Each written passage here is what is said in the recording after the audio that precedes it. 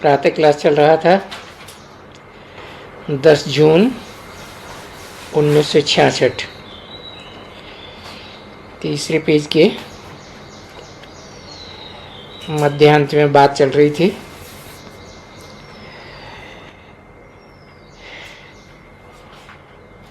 जिनको निश्चय नहीं होता है पूरा, वो सिर्फ प्रभावित होते हैं कि ज्ञान बहुत अच्छा है,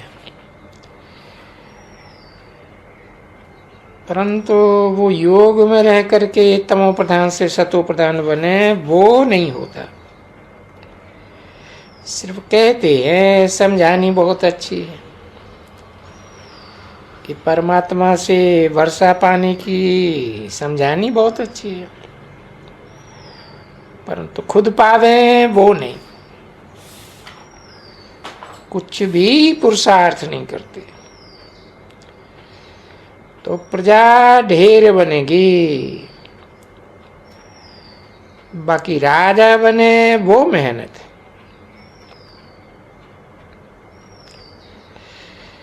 हर एक अपने दिल से पूछे, हम कहाँ तक बाप की याद में हर्षित रहते हैं। हम फिर से सो देवी देवता बनते हैं। ऐसे ऐसे अपन के साथ एकांत में बैठ करके बातें करो,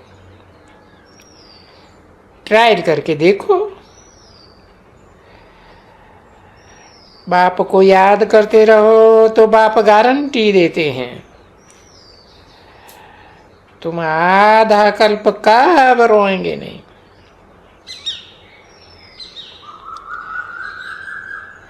यहाँ तो बीमारी याद होती है तो दुख में रोते हैं ना। ये है ही रोने की दुनिया। अभी तुम बच्चे दोबारा सब कुछ जान रहे हो, समझते हो हम कितने ऊंचे थे, अब कितने डर्टी बन पड़े हैं। भारत स्वर्ग था, अब नरक बन गया। ये बात भी तुम बच्चे ही जानते हो। बरोबर हम बंदर से भी बदतर थे। उन्होंने फिर वो राम के साथ बंदरों की सेना दिखाई है। अब कहाँ की बात कहाँ ले गए। अभी तुम कहते हो बाबा आकर हमको रावण माया पर जीत पहनाते हो। जो जितनी मेहनत करते हैं तुम अपने लिए ही करते हो। फिर तुम आवेंगे नई दुनिया में, पुरानी दुनिया का हिसाब किताब भी चुकतू करना है। जबकि तुमको तमो प्रधान से सतो प्रधान बनना है। पावन बनने की युक्ति भी बताते हैं। ये कयामत का समय है, सबका विनाश होना है, नई दुनिया की स्थापना होनी है। ब्रह्मा द्वारा कितना साफ लिखा हुआ है। तुम ब्रह्मा कुमार कुमारियां हो ना। ब्रह्मा द्वारा यानी ब्रह्मा कुमार कुमारियों द्वारा स्थापना होती है। तुम जानते हो हम इस मृत्यु लोक से ये शरीर छोड़ फिर नई दुनिया अमरलोक में आवेंगे। हम पढ़ते ही हैं भविष्य के लिए, और कोई ऐसी पाठशाला नहीं जहां भविष्य के लिए पढ़ते हो। सिर्फ तुम हो भविष्य के लिए पढ़ रहे हो। हाँ, जो बहुत दान पुण्य करते हैं वो राजा के पास जन्म लेते हैं। गोल्डन स्पून इन माउथ कहा जाता है। सतयुग में तुमको मिलता है, कलयुग में भी जो राजाओं के पास जन्म लेते हैं उनको भी मिलता है। फिर भी कलयुग में अनेक प्रकार के दुख रहते हैं। तुमको तो भविष्य 21 जन्म के लिए कोई दुख नहीं होगा, कब बीमार नहीं पड़ेंगे। गोल्डन स्पून इन स्वर्ग, यहाँ है गोल्डन स्पून इन नर्क।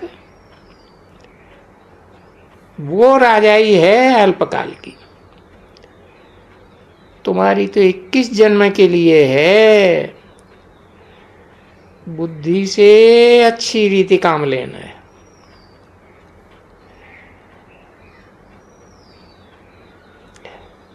ऐसे ही है, ऐसे नहीं कि भक्ति मार्ग में राजा नहीं बन सकते हैं।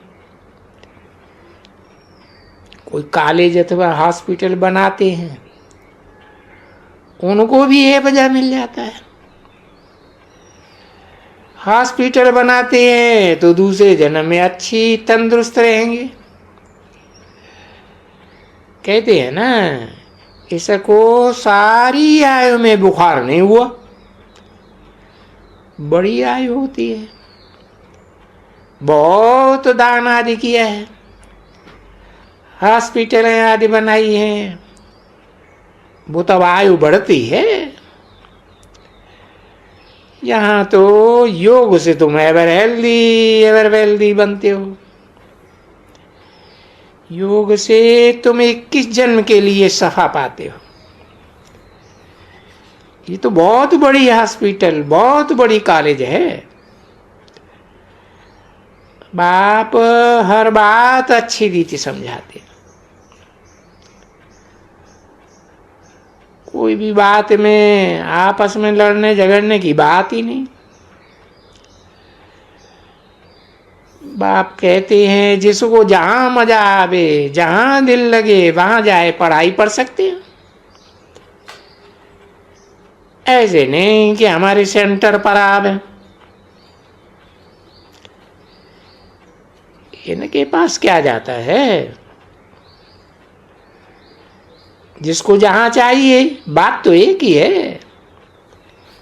मुरली तो पढ़कर सुनाते हैं, मुरली यहां से जाती है, फिर कोई विस्तार से अच्छा समझाते हैं, कोई सिर्फ पढ़ करके सुनाते हैं। भाषण करने वाली अच्छी ललकार करते होंगे। कहाँ भी भाषण हो, पहले पहले बताओ। शिव बाबा कहते हैं अपन को आत्मा समझे, मुझ बाप को याद करो तो तुम्हारे विकर्म विनाश होंगे। 10 जून 1966 की प्रातः क्लास का चौथा पेज। तमो प्रधान से सतो प्रधान बनो। आत्माओं को शिव बाबा बैठ समझाते हैं। पहले भाषण में यही बात समझाओ। बाप कहते हैं याद करो, इस योग अग्नि से पाप नाश होंगे, भक्ति से नहीं होंगे। भक्ति से तो पाप बढ़ते ही है। रावण राज्य में सीढ़ी उतरनी है। मुख्य बात ही है गीता किसने सुनाई। कृष्ण भगवान वाच और शिव भगवान वाच में रात दिन का अंतर है। शास्त्र सब झूठे सिद्ध हो जाते हैं, गाया भी जाता है। माया है, भारतवासी सब झूठे हैं, कोई सत्य के नहीं है। सचखंड में रहने वाले मनुष्यों को देवता कहा जाता है, झूठ खंड में रहने वालों को शैतान कहा जाता है। सचखंड बाबा स्थापन करते हैं, झूठ खंड माया रावण स्थापन करते हैं। अभी तुम संगम पर हो, तुम सचखंड के मालिक बन रहे हो। सच्चा बाबा तुमको सच्चा बनाए रहे हैं। कितना फर्क है। कहाँ भी बैठे हो तो बाप की याद में रहो। अपनी उन्नति के लिए बाप को याद करते रहो। बाप कहते हैं मुझे याद करते रहो तो मैं प्रतिज्ञा करता हूं तुम्हारे पापों का बोझा उतर जाएगा। बाबा कोई तकलीफ नहीं देते हैं, याद में ही तुम्हारी कमाई बहुत भारी है, याद में थक न जाओ।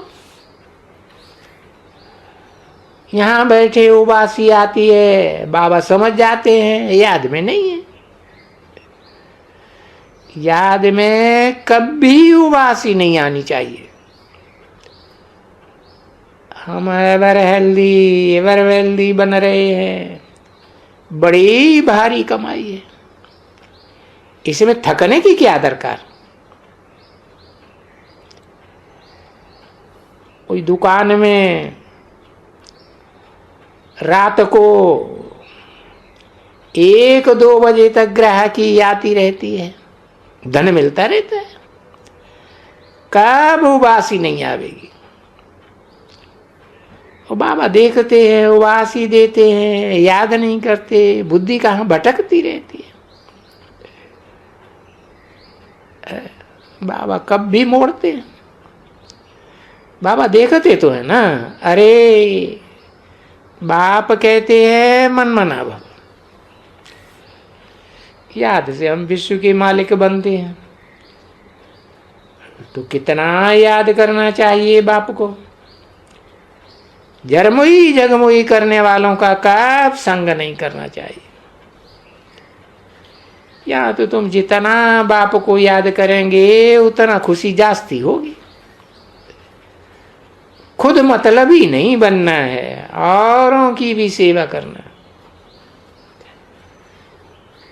उनको ये बाप का संदेश दो। अपन को आत्मा समझे, मामेकम याद करो, मौत सामने खड़ा है। बाप को याद करने से तुम्हारे विकर्म विनाश होंगे और तुम स्वर्ग के मालिक बन जाओगे। स्कूल में ऐसे कोई टीचर होते हैं तो बच्चों को भी शिक्षा दे सकते हैं, इसमें कोई मनाही भी नहीं करेंगे। तुम समझा सकती हो, हम तो ये सच्ची शिक्षा देती है। अपन को आत्मा समझ, बाप को याद करो, इसमें नुकसान की तो बात ही नहीं है। डरना क्यों चाहिए। कोई को भी कहना चाहिए बाप का फरमान है मन मना भव, तो तुम्हारे पाप भस्म हो जाएंगे। अब पाप आत्मा तो सब है, तब तो पुकारती है हे पतित पावन आओ। बाप कहते हैं मुझे याद करो, हम बाप को याद करते हैं। बाप ने कहा है मन मना भव मध्यादि भव, मुझे याद करो, विश्व का मालिक बनो। तो बाप बच्चों को शिक्षा देते हैं डबल टीचर बनो। सब स्कूल में ये सिखाना चाहिए।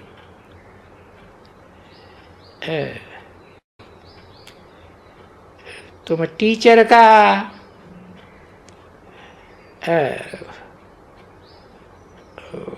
रिगार्ड रखो,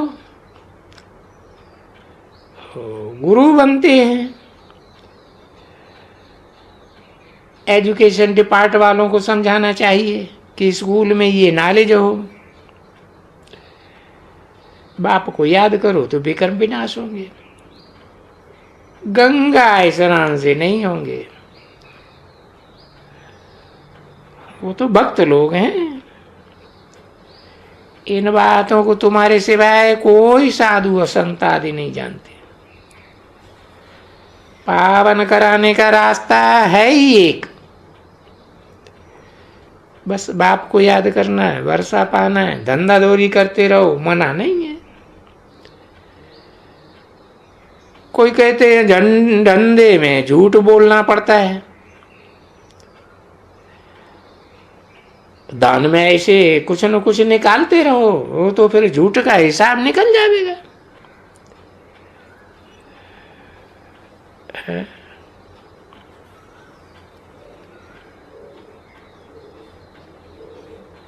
योग में भी रहो तो विकर्म विनाश होंगे।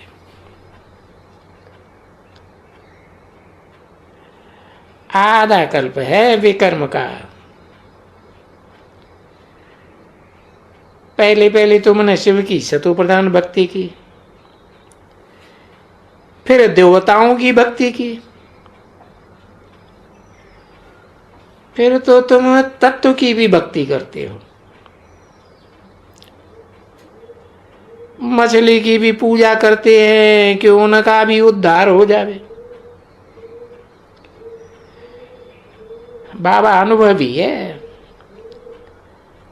आटा ले जाते थे, फिर राम राम बैठे जपते थे, यार तो कुछ भी नहीं, 100 मालाएं फेरते थे, बस गुरु का हुक्म है। अभी तुम समझते हो कि ये सब क्या था। अच्छा, माता पिता बाप दादा का मीठी मीठी शिकिल बच्चों प्रति याद प्यार। Good morning. ओम शांति।